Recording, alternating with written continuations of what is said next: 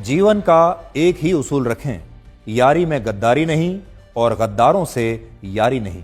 हमेशा याद रखें, सफलता तभी मिलती है जब आपके सपने आपके डर से बड़े हो जाते हैं। मन और मकान को वक्त वक्त पर साफ करते रहना चाहिए, क्योंकि मकान में बेमतलब का सामान और मन में बेमतलब की गलतफहमियां भर जाती हैं। इसलिए मन में भरकर नहीं, बल्कि मन भरकर जिएं।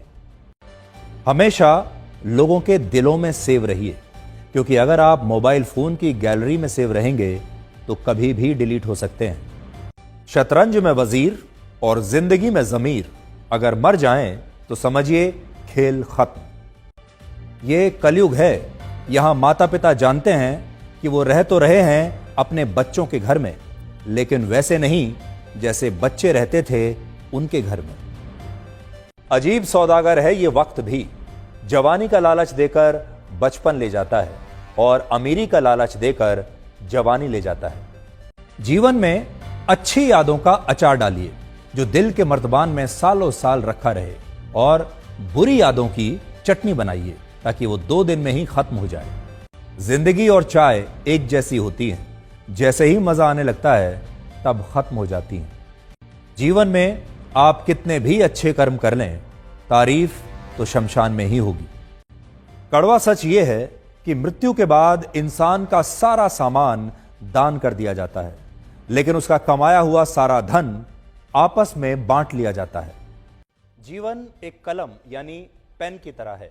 इससे पहले कि इसकी स्याही खत्म हो जाए, आप अपनी कहानी लिख दीजिए। छाता और दिमाग तभी काम करते हैं जब वो खुले हों, क्योंकि बंद होने पर दोनों ही बोझ लगते हैं। शिक्षा एक ऐसा वृक्ष है जो दिल में उगता है, दिमाग में पलता है और जुबान से फल देता है।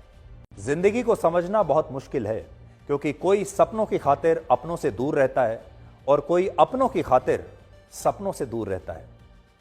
कितनी अजीब बात है, आंखें तालाब नहीं फिर भी भर आती हैं, दिल कांच नहीं फिर भी टूट जाता है, और इंसान मौसम नहीं फिर भी बदल जाता है। जीवन में 3 चीजें बहुत सोच समझ कर दें: जवाब, सलाह और उधार, क्योंकि देने के बाद ये कभी वापस नहीं आते। जीवन उसी का मस्त है जो अपने काम में व्यस्त है। परेशान वही है जो दूसरों की खुशियों से त्रस्त है। कभी पछतावा ना करें, क्योंकि अगर बीता हुआ समय अच्छा था तो वो यादगार है, और अगर बीता हुआ समय खराब था तो वो एक अनुभव है। अगर आपको कभी किसी चीज पर घमंड आए तो शमशान का एक चक्कर लगा लेना। आपसे भी बड़े बड़े और बेहतरीन लोग वहां राख बनकर पड़े हैं।